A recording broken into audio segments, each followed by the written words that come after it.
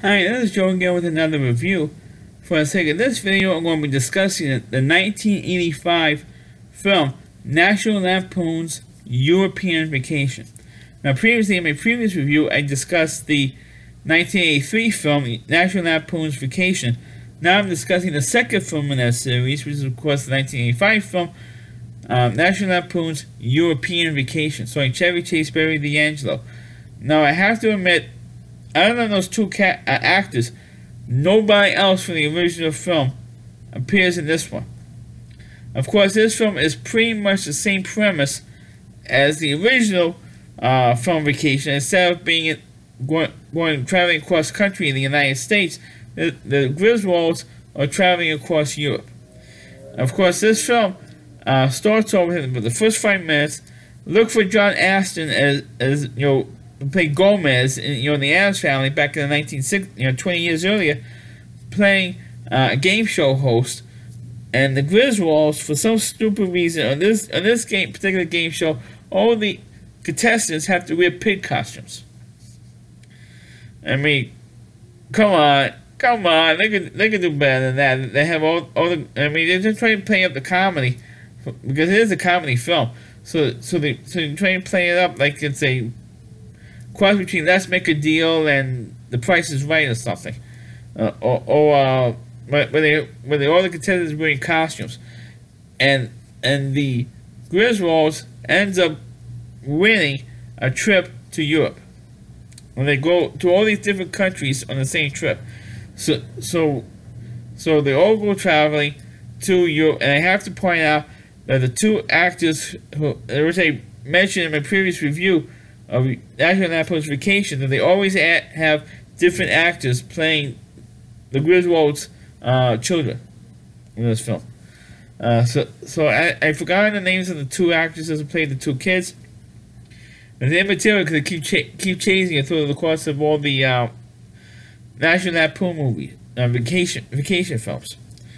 Well, for European Vacation, they start off going to England first, and they have all these crazy misadventures. They always have car problems. They have hotel reservation problems. They have, which is like a trope in movies like this. Not just the National Lampoon films, but just about all vacation movies. They always have some kind of crazy problems, and then everything eventually works out at the end of these movies. And of course, also in one of these films, they said they hired a chubby girl to play the daughter, play Audrey Griswold, and she's always worried about her boyfriend cheating, because at that point she has a boyfriend back home in Chicago, and she's always constantly worrying about her boyfriend cheating, and then she finds out that her boyfriend is seeing another guy, so she has those problems, those issues, and then the brother,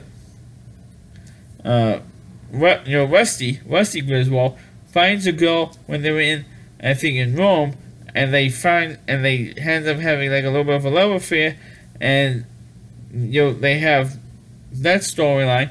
And meanwhile, you have all the crazy hijinks going from country to country, and with the father, the Chevy Chase character, was always saying, "Oh, we want a particular schedule," because when they won the trip for the game show, they have a certain amount of time in each one of the 3 countries.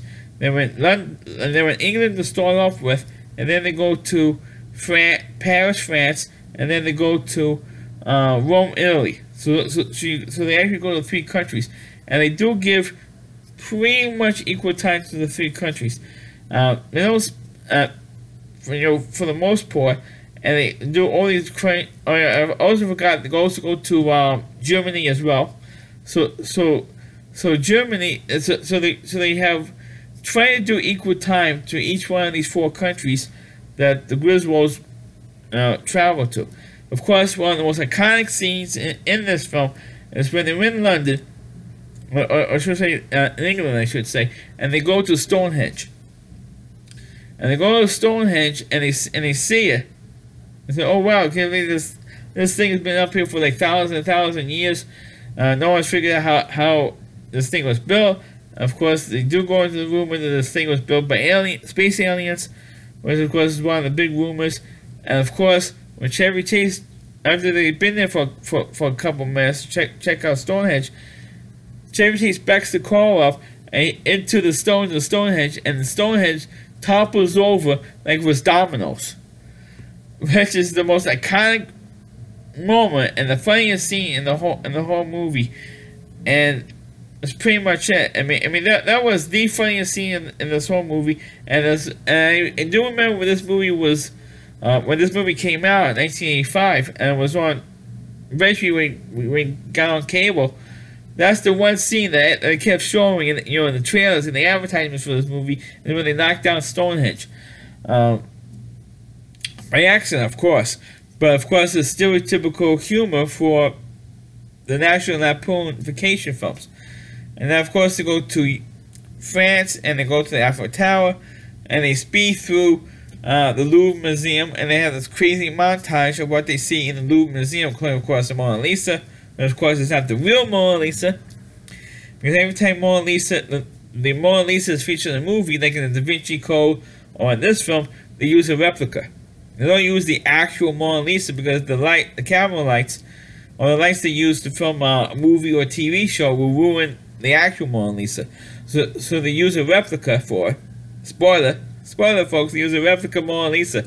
So they they do such a quick montage to see, knowing to see what the Griswolds are seeing, not just in the Louvre, but wherever country they end up going to, they do these montages, and it's just because the movie's not very long, and they do it, a real time, how they show where they go in these countries. This movie would be like a 3-hour film. I mean, you don't want to sit there nobody wants to sit there for a 3-hour comedy.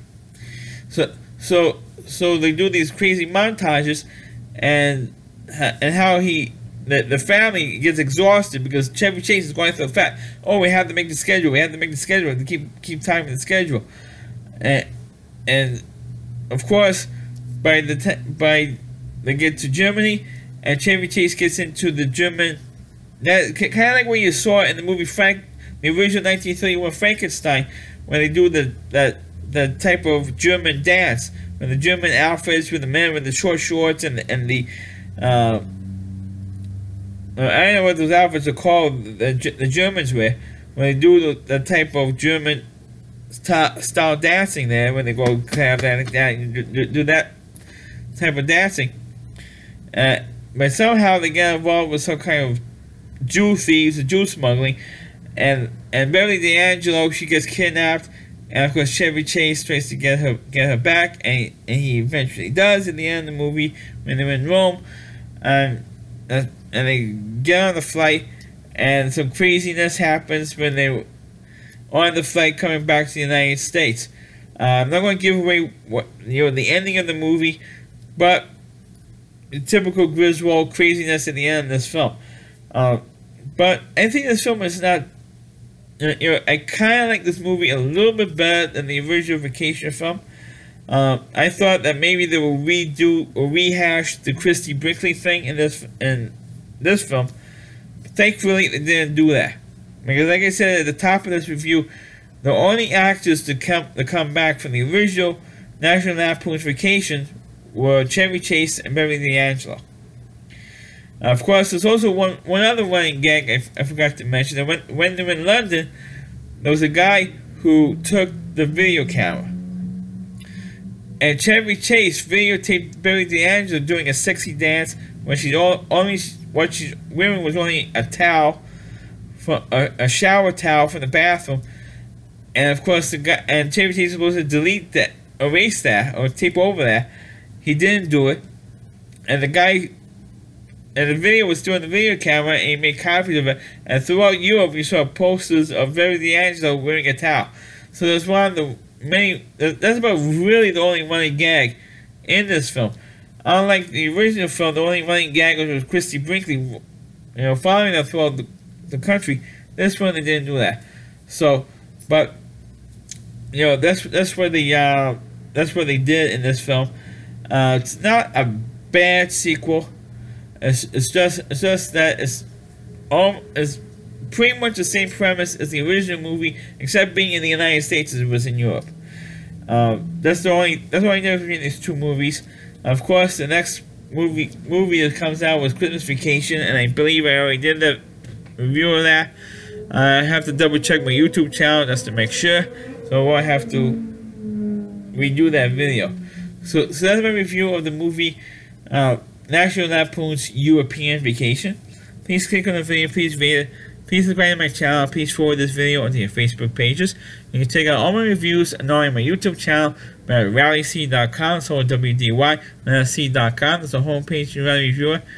Chris Lee Moore, and please check out all of his videos on this website. Thanks for watching. Catch you next time.